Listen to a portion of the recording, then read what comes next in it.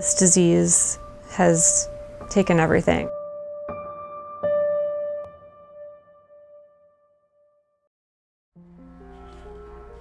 "32-year-old Lisa Brown suffers from a rare condition that is causing her to starve to death.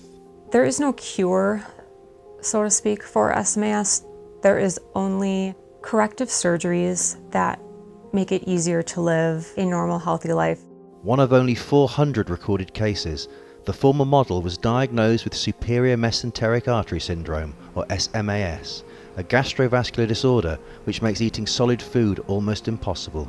As a parent, you never want your kids to hurt, but there's nothing that will make it better for her.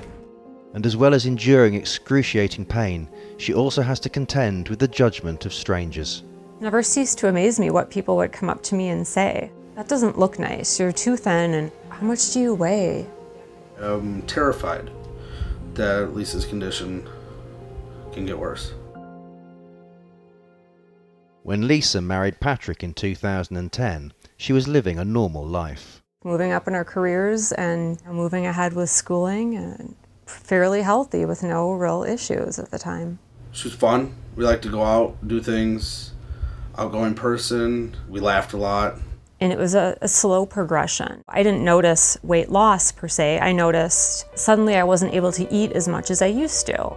At first, Lisa's doctor thought it was acid reflux, but in 2012, her weight loss became worrying.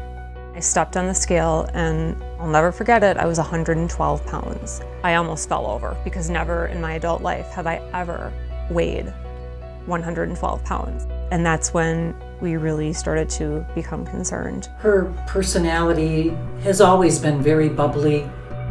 That's changed since her illness. After going for tests in 3 different hospitals, Lisa was officially diagnosed with SMAS in 2013, and the debilitating disorder causes her to experience chronic pain every single day.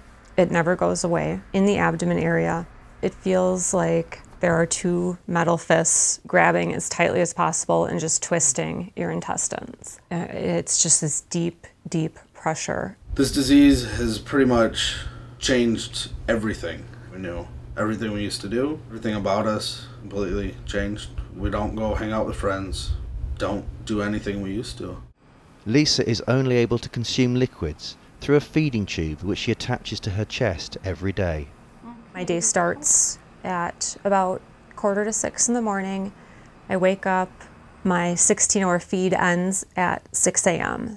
The morning really is the best time of day for me, where I have the least amount of pain. I'm able to eat a very, very tiny bit by mouth at the moment. She always calls it her 4 hours of freedom. So I take her to coffee. If she has an errand to run, I'll drive Lisa on her errands. I've known Lisa about 22 years. We met in 4th grade, and I was heartbroken to see that she was going through something so horrible.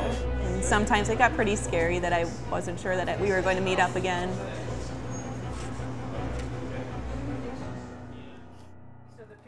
Lisa is constantly reminded of how different her life is now. It never ceased to amaze me what people would come up to me and say.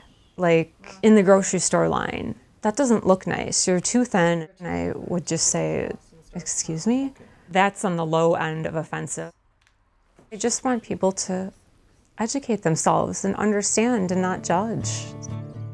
However, there is hope that her condition will become more manageable.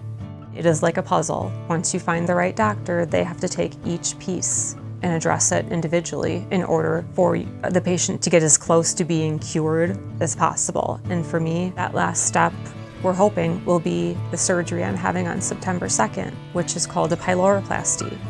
Above all, Lisa hopes to create greater awareness of SMAS.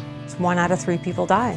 And I want to educate not just the general public, but the medical practitioners just as much.